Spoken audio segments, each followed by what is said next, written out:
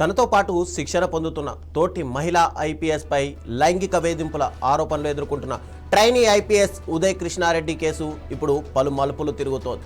అతను ఆత్మహత్యాయత్నం చేశాడన్న వార్తల్లో నిజం లేదని డాక్టర్లు స్పష్టం చేశారు.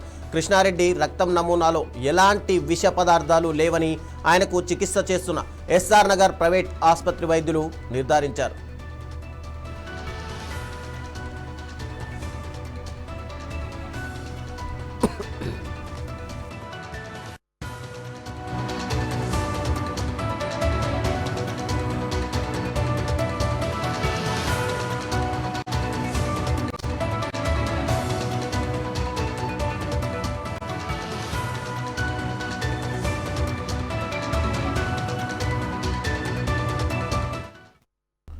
ఇదే అంశానికి సంబంధించి మరింత సమాచారం మా ప్రతినిధి రాజు అందిస్తారు. లైంగిక ఆరోపణలు ఎదుర్కొంటున్న Uday Krishna Reddy trainee IPS officer ఎవరు ఉన్నారు, ప్రస్తుతం హాస్పిటల్లో చికిత్స అయితే పొందుతున్నారు. అతనికి ట్రీట్మెంట్ అందిస్తున్నటువంటి డాక్టర్ రవిశంకర్ గారిని అడిగి తెలుసుకున్నాం అతని పరిస్థితి ఎలా ఉంది ఏంటి అని చెప్పేసి. సరే, ఎట్లా ఉంది అతని పరిస్థితి, ఉదయ్ కృష్ణారెడ్డి పరిస్థితి ఇప్పుడు ప్రస్తుతానికి అప్డేట్ ఏంటి సార్? ఉదయ్ కృష్ణారెడ్డి గారు నిన్న జయంతి హాస్పిటల్ తీసుకొని వచ్చారు. అన్కాన్షియస్ స్టేట్లో తీసుకొని వచ్చారు. స్పృహలో లేరు నిన్న వచ్చినప్పుడు. ఆయనకి ట్రీట్మెంట్ రెస్పాండ్ బాగానే అవుతా ఉన్నారు. నిన్న ఆయనకి స్టమక్ వాష్ అయి ఇచ్చాము, బ్లడ్ శాంపుల్స్, యూరిన్ శాంపుల్స్ అన్ని మనం పంపించాము. చేసిన దాంట్లో మనకి ఏమీ డ్రగ్ ఓవర్ డోస్ కానీ పాయిజన్ సబ్స్టెన్స్ కానీ మనకేమీ రాలేదు. ఉన్న టెస్ట్లో తేలింది ఏంటంటే మోతాదుకు మించి ఆల్కహాల్ శాంపుల్ ఆయన బ్లడ్ శాంపుల్లో ఉంది. ఆయన కూడా ట్రీట్మెంట్కి బాగానే రెస్పాండ్ అయ్యారు.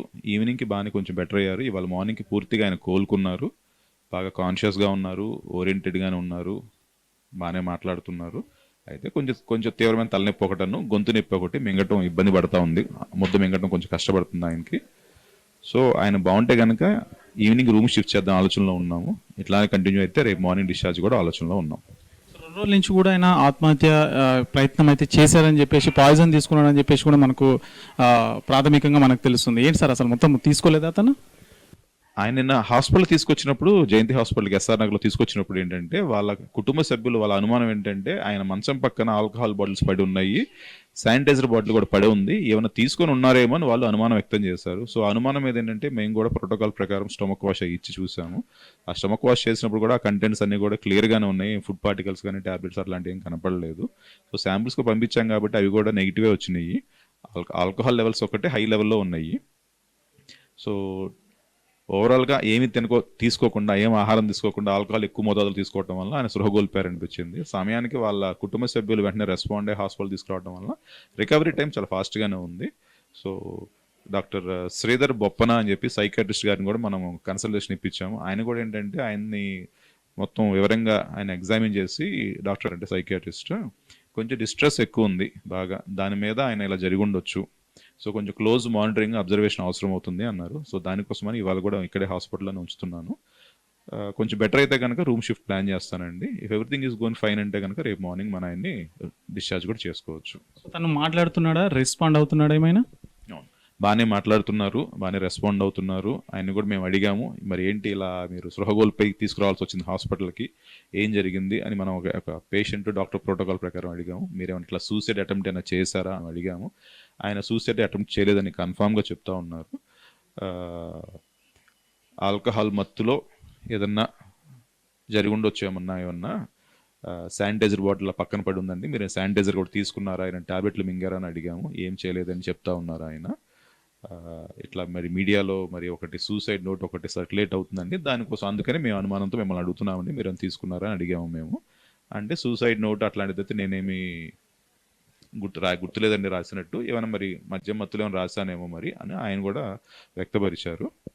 సరే, మిగతా ఏదైనా సరిగ్గా పోలీస్ ఇన్వెస్టిగేషన్ జరుగుతున్నప్పుడు మిగతా డీటెయిల్స్ అన్ని వాళ్ళు చూస్తారు. మెడికల్గా అయితే ఆయన మరి బాగానే ఇంప్రూవ్మెంట్ అయితే ఉంది. వైటల్స్ అన్ని స్టేబుల్గా ఉన్నాయి, బీపీ, పల్స్, సాచురేషన్ బాగానే ఉంది, మనిషి కూడా బాగానే మాట్లాడుతున్నాడు. చిన్నవి ఉన్నాయి, అవి కూడా కరెక్షన్ చేసేసుకొని బాగుంటే కనుక రేపు డిశ్చార్జ్ చేస్తానండి. సూసైడ్ నోట్ ఏదైతే ఉందో కన్ఫర్మ్గా చెప్పలేకపోతున్నా, అతనే రాశాడా లేదా అనే విషయం. అవును, ఆయన అదే అన్నారు. ఇట్లా మేము కూడా అవుట్ ఆఫ్ క్యూరియాసిటీ అడిగాము, ఇట్లా మరి మీడియాలో సర్క్యులేట్ అవుతుంది, మరి మీరేం సూసైడ్ అటెంప్ట్ నేను చేయలేదంటున్నారండి అంటే, మరి ఏమన్నా మధ్య మత్తులో ఏమైనా రాశానేమో అన్నట్టుగా అని అంటున్నారు. మరి సరే, ఏదైనా సరే అది ఇన్వెస్టిగేషన్లో తేలుతుందిలేండి. మరి అది మెడికల్గా మేము చెప్పేది కాదు, ఆయన రాశారా రాయలేదా అనేది. So let us wait for this complete investigation report అండి. జాతీయ పోలీస్ అకాడమీ నుంచి ఎవరైనా పై స్థాయి అధికారులు పోలీస్ ఆఫీసర్స్ ఏమైనా వచ్చి మీ నుంచి ఏమైనా డీటెయిల్స్ తీసుకోవడం లేదంటే దాని అప్డేట్ తీసుకోవడం అయినా జరిగింది సార్? కీలకమైన విషయాలు వాళ్ళు ఎవరో తెలియదు కానీ నిన్న పోలీసులు అయితే వచ్చి ఉన్నారు. వాళ్ళు కూడా ఎట్లా అయితే మీడియా మిత్రులు అందరూ ఎలా అయితే ఆయన గురించి ఎలా అయితే టెన్షన్ పడతా ఉన్నారో, ఏం జరిగిందో, ఆయన లైఫ్ రిస్క్ ఉందని వాళ్ళు కూడా పోలీసు వాళ్ళు అదే నిన్న దర్యాప్తులు అడిగారు మమ్మల్ని. ఎందుకంటే మెడికల్ లీగల్ కేసు కింద మేము రిజిస్టర్ చేస్తాము ఎమ్మెల్సీ కింద. పోలీసు వాళ్ళు కూడా వాళ్ళ తరపు నుంచి వాళ్ళు ఇన్వెస్టిగేషన్ వాళ్ళు చేసుకుంటా ఉన్నారు. వాళ్ళు అడిగిన క్వశ్చన్లో ఈయనకి లైఫ్ రిస్క్ ఉందా లేదా అడిగారు. సార్ మేము అబ్జర్వేషన్ చేసా చూస్తామని చెప్పాం. ఈవినింగ్ ఆయన బాగా ఇంప్రూవ్మెంట్ వచ్చింది. ఇవాళ మార్నింగ్ పూర్తిగా కోలుకున్నారు అనిపిస్తుంది. సో అంతకుమించి మాకు కూడా ఏమి ప్రశ్నలు ఏమి మనకి ఏం వేయలేదు పోలీసు వారు కూడా. ఫైనల్గా ఎప్పుడు డిశ్చార్జ్ ఉంటుంది sir? If everything goes fine, అంతా బాగుంటే కనుక రేపు డిశ్చార్జ్ చేద్దాం అనుకుంటున్నామండి.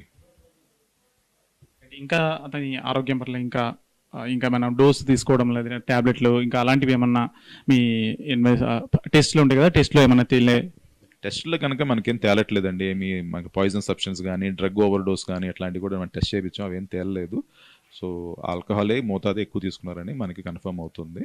సో మనం కూడా ఇంకా ఆల్కహాల్ ఒకటే ఎక్కువ సేవించి ఉంటే దాని నుంచి కొంచెం బయటపడటానికి ఒక 24 hours 40 hours పడుతుంది టైం యూజువల్గా. సో అంత టైం మనం ఆయనకి ఇద్దాము. So is responding well. ఓవరాల్గా కొంచెం టాలరేట్ చేయగలిగి ఫుడ్ తీసుకోగలిగితే కనుక మనం కూడా రేపు డిశ్చార్జ్ చేసుకోవచ్చు అండి. Thank you sir. సో ఇది జయంతి హాస్పిటల్ నుంచి డాక్టరు చెప్తున్నటువంటి విషయం. అతను ఎలాంటి పాయిజన్ అయితే తీసుకోలేదు, కేవలం ఆ నైట్ తను ఏదైతే మీడియాలో సర్క్యులేట్ అవుతున్నటువంటి విషయాలు ఏవైతే ఉన్నాయో దానికి డిప్రెషన్ లోనై అతను ఓవర్గా ఆల్కహాల్ తీసుకోవడం వల్ల అన్కాన్షియస్ వెళ్ళిపోయాడు.